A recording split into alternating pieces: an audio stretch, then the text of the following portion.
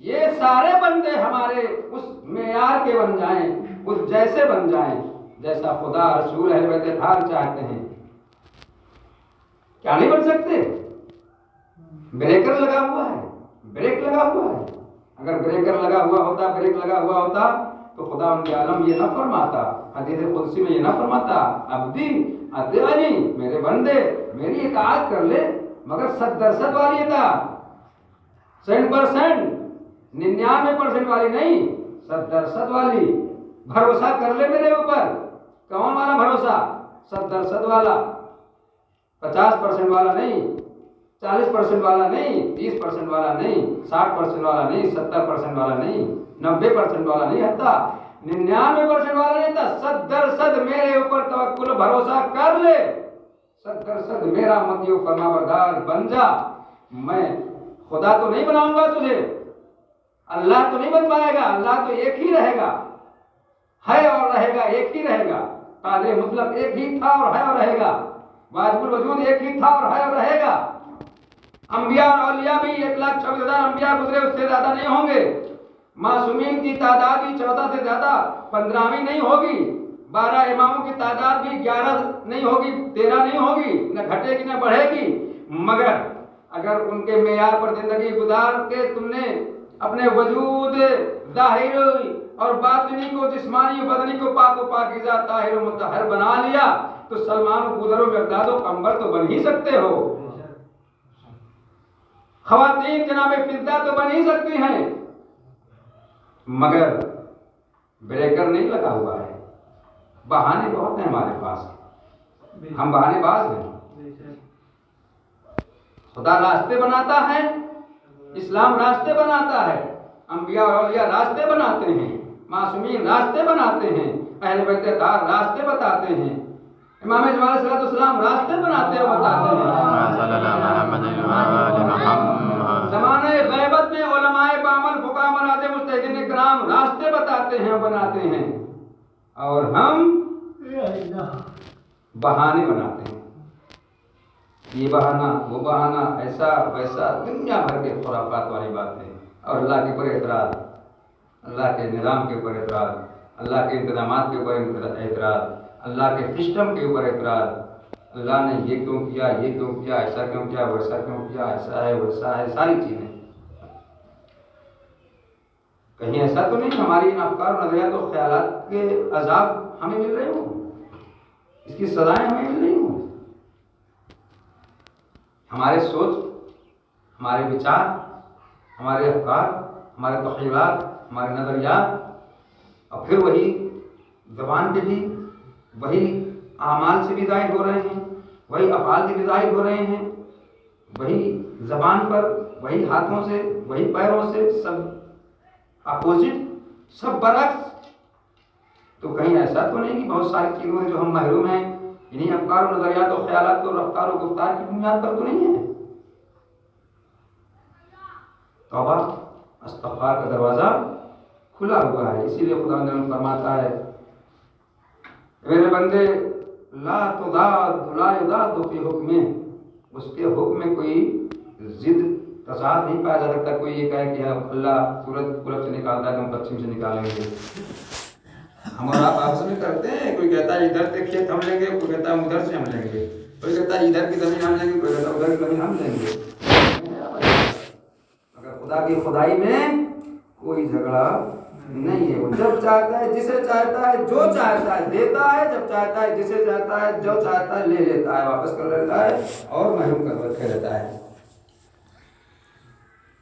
تعذیب المسیئین عدل، اگر وہ کسی کو عذاب میں مبتلا کرتا اور رکھتا ہے، کسی کو بیمار کرتا ہے اور رکھتا ہے، کسی کو محروم کرتا ہے اور رکھتا ہے، تو یہ عدل ہے اس کا، یہ اس کا انصاف ہے، یہ اس کے انصاف کا تقاضا ہے، وہ عین عدل ہے۔ ایسا نہیں کہ ہم اعتراض کریں کہ معبود ہم کو کیوں نے مکان نہیں دیا، معبود ہم کو کیوں نے پہلوان نہیں بنایا، ہم کو کیوں دبلا پتلا بنایا، ہم کو کیوں نہیں خوبصورت اور حسین و جمیل جناب یوسف جیسا بنایا۔ ہم کو اعتراض کرنے کا کوئی حق نہیں تھا اور نہیں ہے اور نہیں رہے گا۔ جانور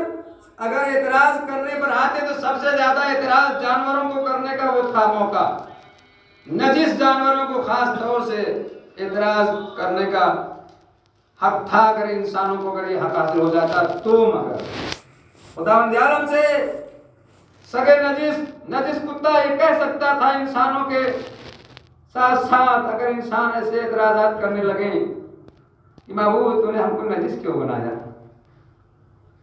معبود خنزیر نجس جانور جس کا گوشت حرام بھی ہے نجس بھی ہے،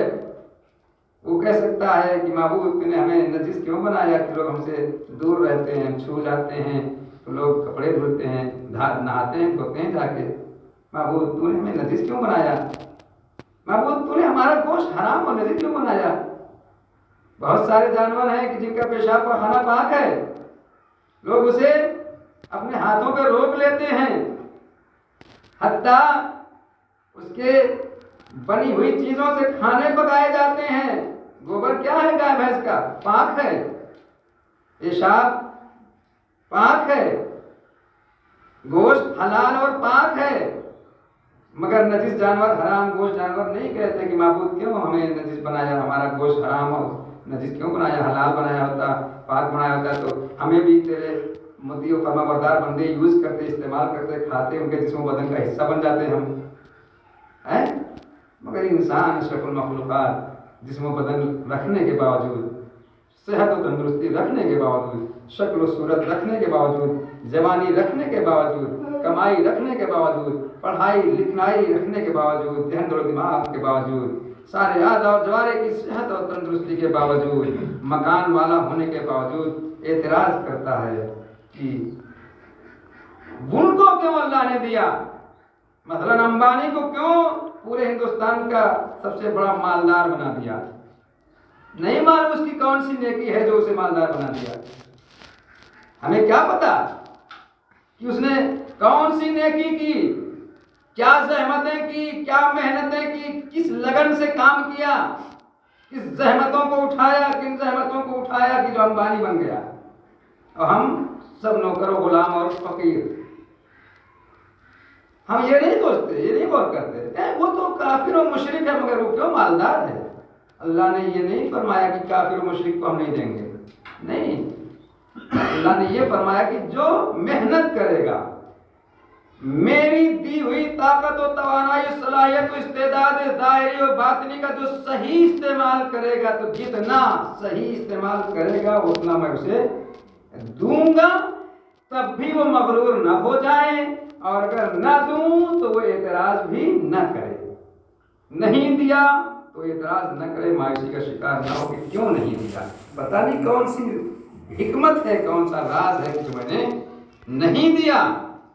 اور اسے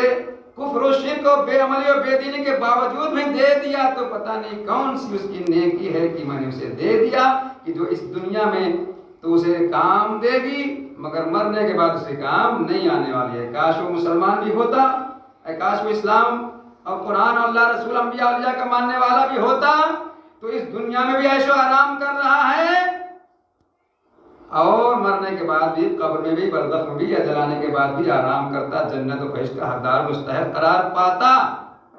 مگر مرنے کے بعد اس کا کوئی حصہ کسی بھی غیر الہی، غیر انسانی، غیر شرعی، غیر اسلامی، غیر قرآنی کام کرنے والوں کا کسی کا بھی حصہ مرنے کے بعد نہیں ہے۔ یہ ہم نہیں کہہ رہے ہیں، قرآن کہہ رہا ہے، اسلام کہہ رہا ہے۔ دنیا میں اسے سب کچھ مل رہا ہے، مل جائے گا، اولاد ملے گی، مکان ملے گا، دکان ملے گی، پراپرٹی ملے گی، زمین جائیداد ملے گی، حکومت ملے گی، سلطنت ملے گی، اقتدار ملے گا، اکثریت ملے گی، کرسی ملے گی، عہدہ ملے گا، جاؤ مقام ملے گا، سب ملے گا، ہیلی کاپٹر ملے گا، پلین ملے گا، ڈرون ملے گا، میزائل ملے گے، توپ خانے ملیں گے، اسلحے ملیں گے، فوج اور لشکر مل جائے گا، مگر آخرت میں اور مرنے کے بعد اسے قبر و برزخ میں یا جلانے کے بعد اسے کچھ نہیں ملنے والا ہے۔ لذا اگر ہمیں مل جائے تو بہت بے شمار شکر کرنا چاہیے، جتنا مل جائے اس کا شکر کرے کہ معبود، اور یہ کہتے ہوئے شکر کرے معبود جتنا تم نے دے دیا ہے ہم اس میں سے کسی ایک سانس کا بھی شکر ادا نہیں کر سکتے معبود، یہ عاجزی کا اعلان و اظہار اعتراف اقرار کرتے ہوئے شکر کرے